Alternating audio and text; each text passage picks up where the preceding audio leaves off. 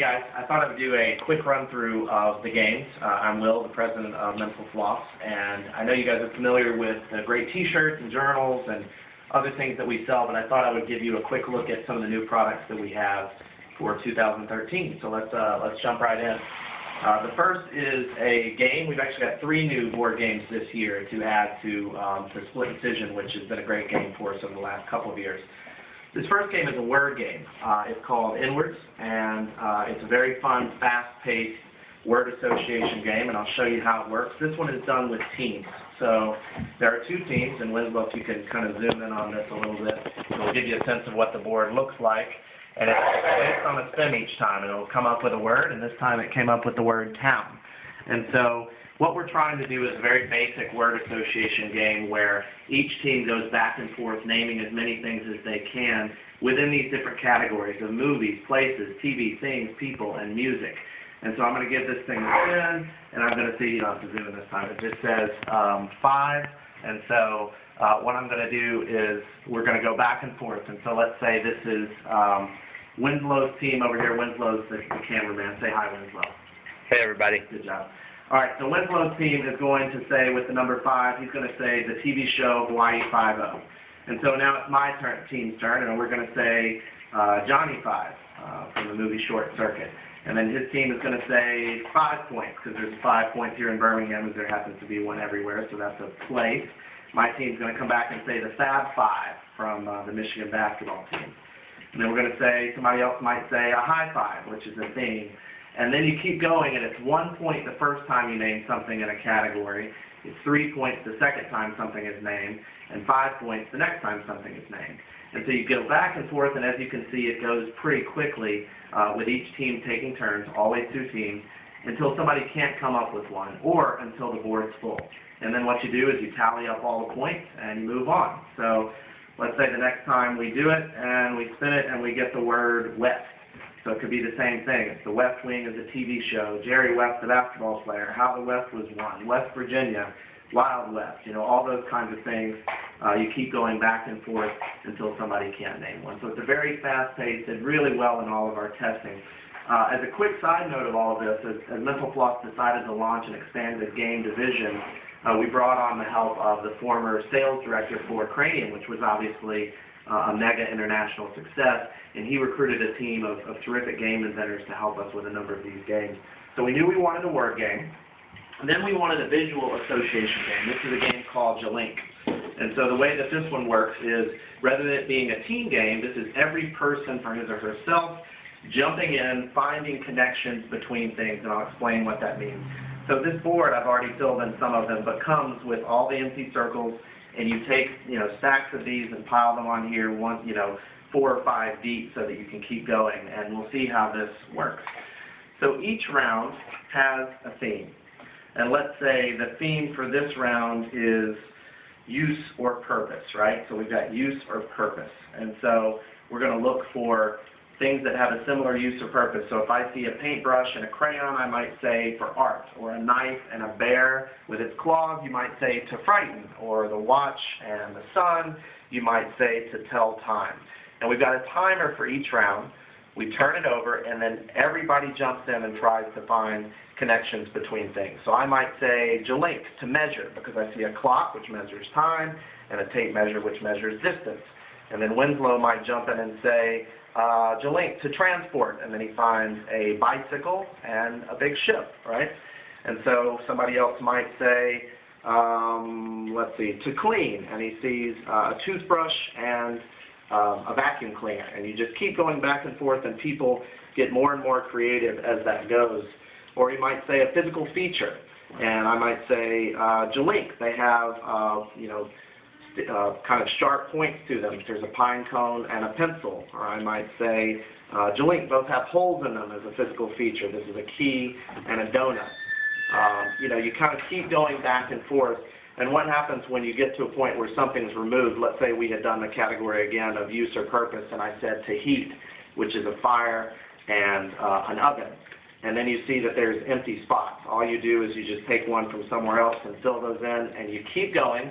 Everybody's jumping in rapid fire. You don't have to wait turns on anything. You are supposed to say Jalink before you jump in until the time runs out.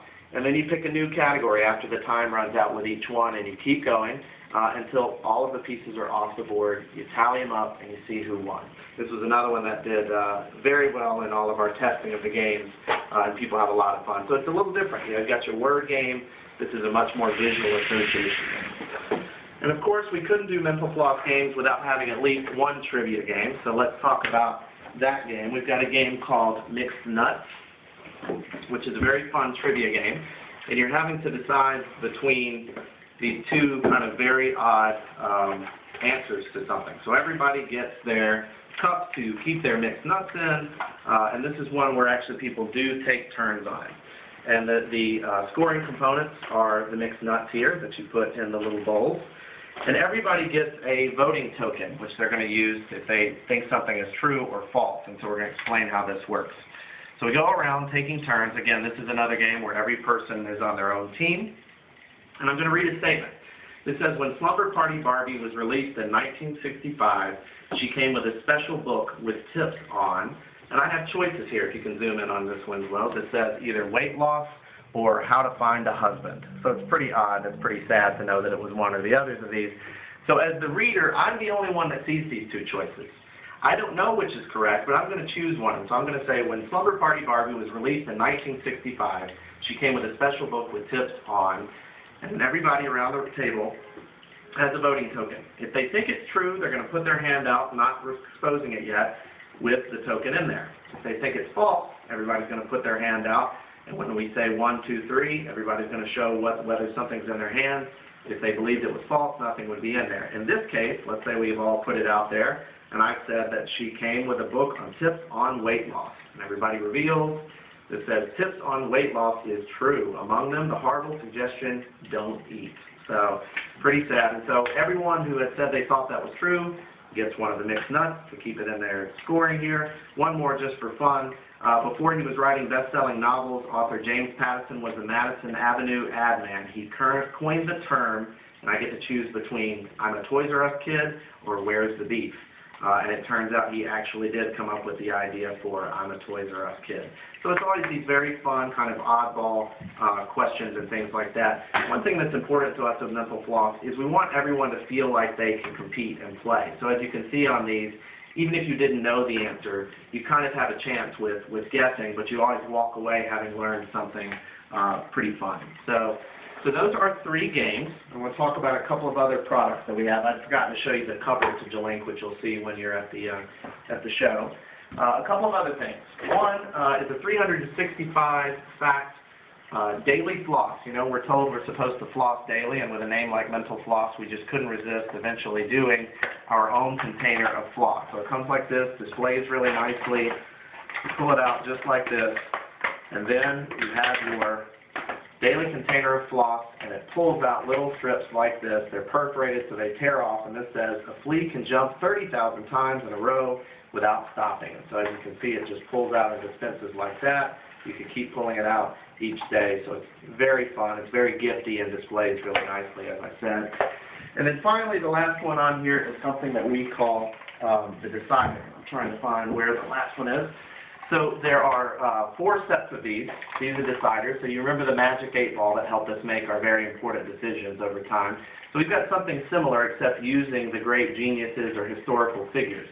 We've got a series of great writers that include Shakespeare, Dante, Ayn Rand, Charles Dickens, Edgar Allan Poe, Jane Austen. We've got political powerhouses, historic megastars, deep thinkers, and so on. So I went ahead and pulled one out from the deep thinkers set here, and we're going to go to Isaac Newton to help us make a decision. So let's say I'm trying to decide whether to ask a girlfriend to marry me, right? So I'm going to say, should I ask her to marry me? And Isaac is going to tell us things are in motion. So maybe that was a little more unclear, so we have to decide what to do there, or we roll it around, up, and it lands on not by my calculus, unfortunately. So Isaac Newton has said that it is a bad decision to do that. It's very easy to pull this out and replace with the others. Every single one comes with 6 different ones. So if I want Sigmund Freud to help me make decisions, or Socrates, or Nostradamus, I can put those in there. You put it back in, you roll it around, and you make your decision. So that's another very gifty one. hangs really nicely, displays really nicely. Sorry, I had that one out. And looks like a lot of fun. So those are the games. Feel free to send me a message at will@mentalfloss.com if you have any questions. Look forward to meeting and speaking with each of you and to having a great year. Thanks.